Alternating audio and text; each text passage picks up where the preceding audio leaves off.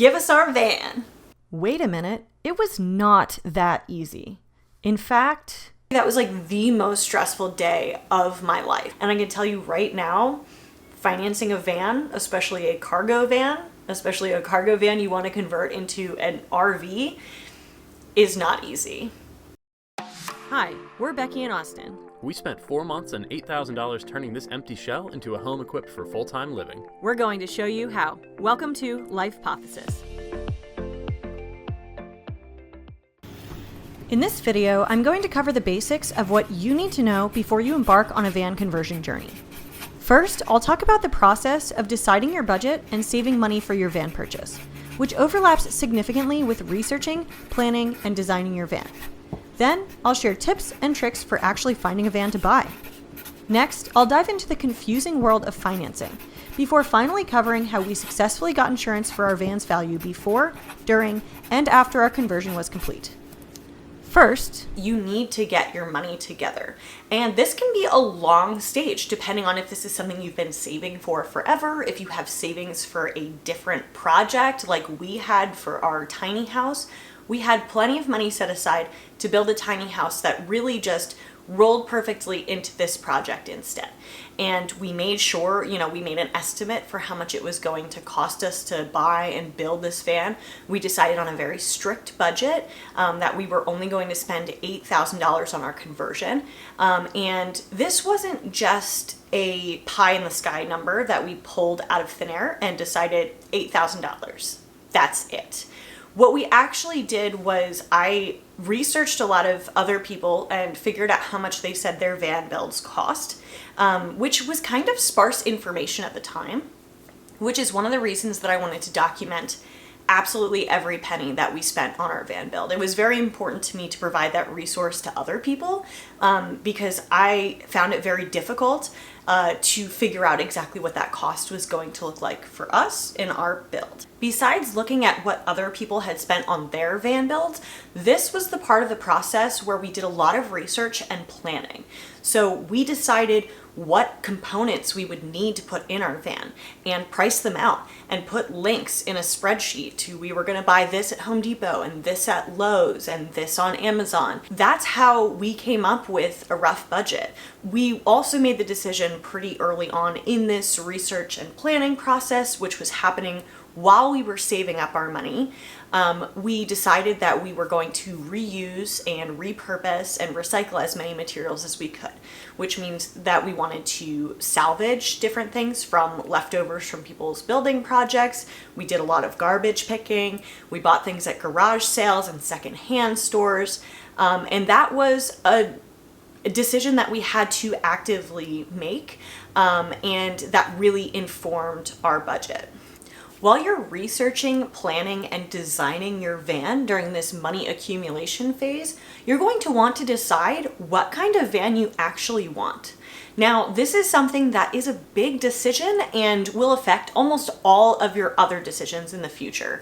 However, sometimes the decision of the van informs your budget, and other times your budget informs your decision of the van, if that makes sense. So for us, we knew that we wanted to do a specific type of van, which was a Euro-style high-top van, which would include something like a Ford Transit, a Mercedes Sprinter, or a Ram ProMaster.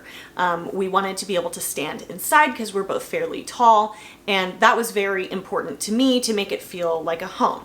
However, we knew that there were some pieces of that we could play with to fit into our budget. If you did want to get a van that was a Euro style van, for example, but you wanted to save money, one of the things that you could change is the wheelbase, making it either a shorter wheelbase or the roof, where you could bring the roof down and either have a low or a mid-roof fan. This is a way that you can save money but still have a van style that you want. The other thing that you can play with is year and mileage. But I do recommend that while you're doing this planning, you're saving money so that when you get enough money, and you figure out that budget and you hit that equilibrium where you know what you want and you know what you can afford and those things match each other, you can move on to the next phase. And that is search for and buy your van. This is a really exciting part, but I recommend that you don't start doing this too early. So again, this process for us started, kind of in March and April when we made the decision that we wanted to buy the van. And then we knew we needed to save a couple more months worth of money. What we decided to do was wait until August to really start our van search. And that was a really good idea because we did find almost immediately several vans that we were very, very interested in. If I had seen that in maybe May and didn't feel prepared financially to make the leap, it would have been like an internal struggle to decide what to do in that scenario. And so I'm glad that we waited for this. Now, I would love to give you some tips for actually how to search for and buy a van. For our own search criteria, we were looking for a Mercedes, Dodge, or Freightliner Sprinter that was 2006 or newer and had between 110 and 140,000 miles. Now, how we decided on what mileage range we were comfortable with had to do with the fact that we were looking at diesel vans. Specifically, we were not interested in gas vehicles at all. Austin is a mechanical engineer. He's worked as a mechanic before. He's very familiar with cars and vehicles. And so he knew that having a diesel engine means that your car can last a whole lot longer and get more miles on it, but still be performing great. However, my hard limit was making sure that after our big trip, which we estimated to be about 30 to 50,000 miles max, we wanted to make sure that we didn't tick the odometer over 200,000 miles, because one of my considerations was actually resale value. We knew that this would probably be our first of many van builds, and we wanted to kind of start small, but make sure that this was an investment that we could get a bit of a return on. So what websites did we use? We used Edmunds.com, we used Carvana, we used Craigslist, of course. We looked at AutoTrader, which was a really, really good site that had a lot of different vans listed. In 2020, and this might still be the case right now, it was extremely difficult to find a van that was listed and then go to the dealer and find it still there to look at. We started just driving around, and whenever we saw any dealership that had vans outside, we'd go in and ask them if they had any vans that fit our criteria. If they didn't, we would give them our information, they would give us their card, and we'd say, please call us if one comes in.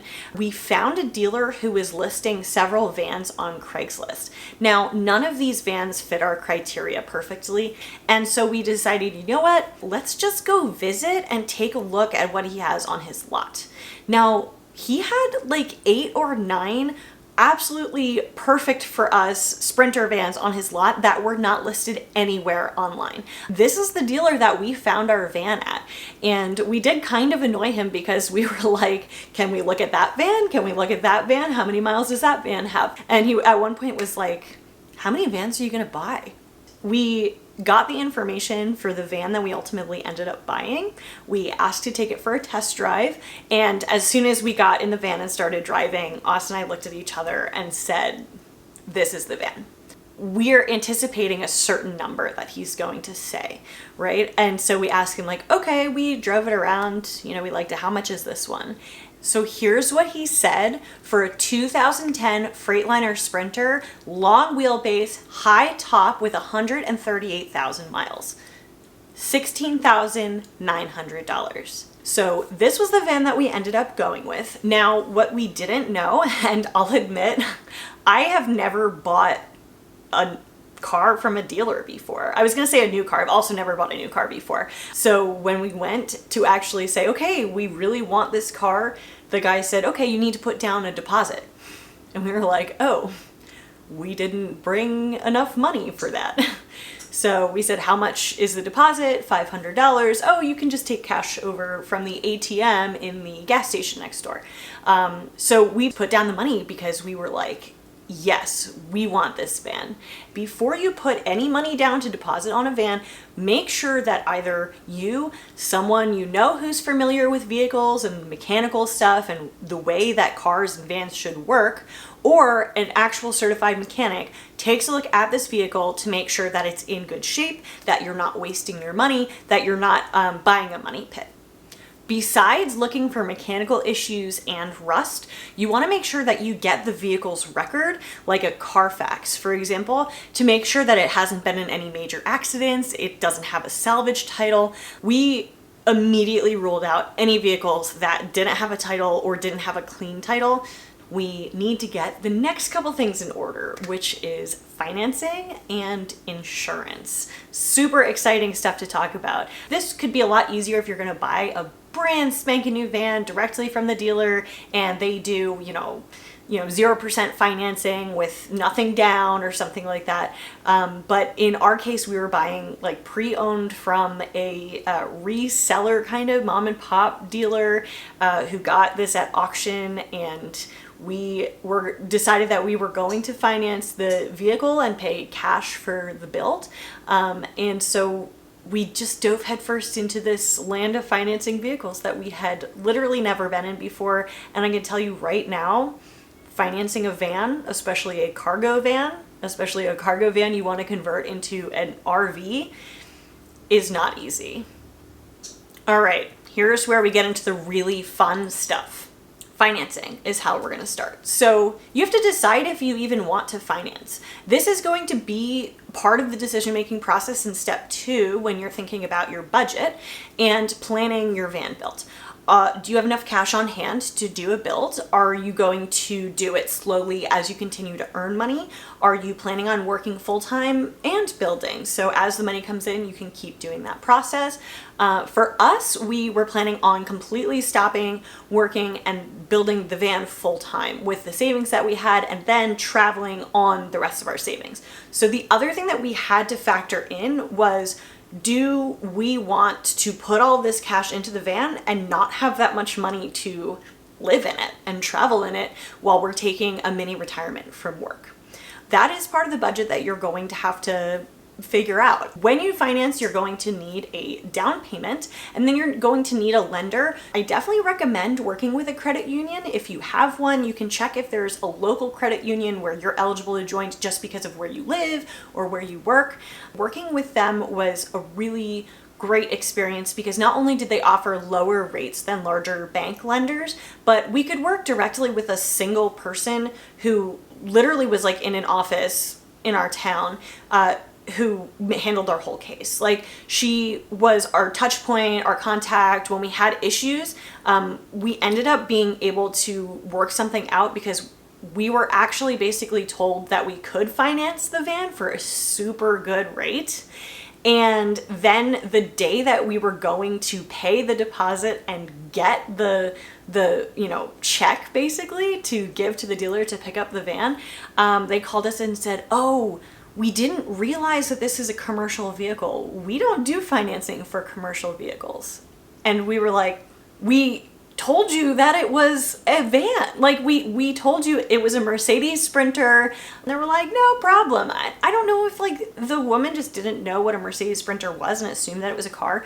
But once they figured out that it was a cargo van, they didn't want to give us the financing. And this was like 2 hours before we were going to go pick up the van from the guy. We were like so excited, and then our hearts just sunk.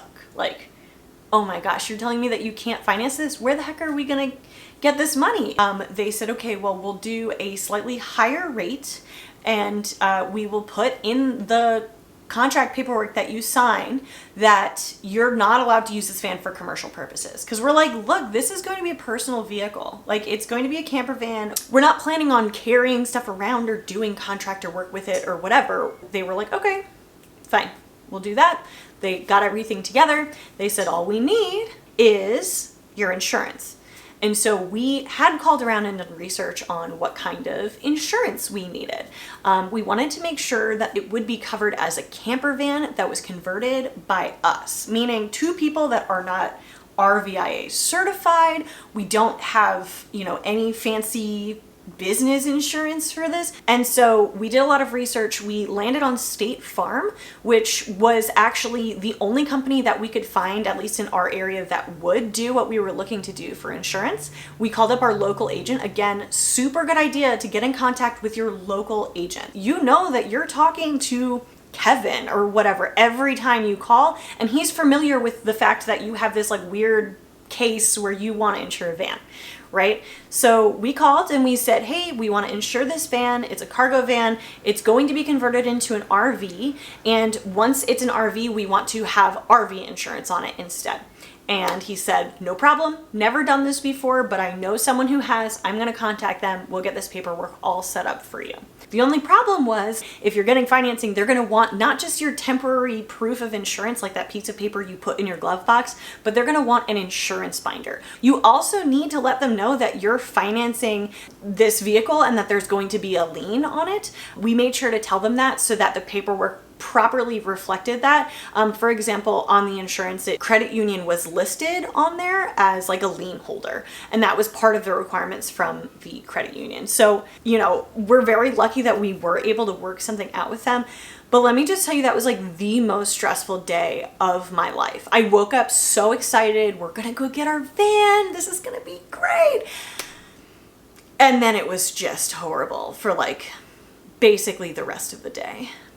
So we finally had our insurance in hand, we got everything figured out with the credit union, and we had to go to the bank location to give them the deposit and to get our paperwork and our check that we were going to give to the dealership. So we dropped off our cash, literally put it in one of those tubes, it went up, they sent us some paperwork, we signed it, they gave us a copy. Off we went to the dealership to say, give us our van. We went and we picked it up and said, here's your check, filled out all the paperwork. But how do you drive a van home if it doesn't have license plates? You have to get tags. So he just sent us across the street to a temporary tag place, and we paid them $125 for our paper tags. And then we can smack them on the vehicle and drive it home. What a good time, man. I was so excited that day. I still remember it. Now, you're still not done with paperwork, but now you have a little bit more time.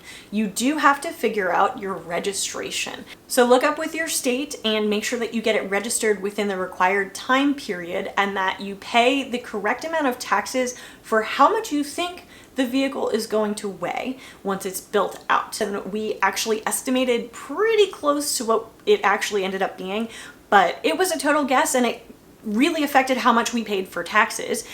Your purchase price is also going to affect how much you pay for taxes. So these are all costs that you're going to have to figure in to your overall cost. It's not just what the dealer says the van costs. They could say that the van just costs $16,390, but ultimately we ended up paying about $17,900 with everything included because there are these extra costs that just pile up in there. We had just like such a great day. We were so excited to just finally have this empty shell that we could turn into our dream home.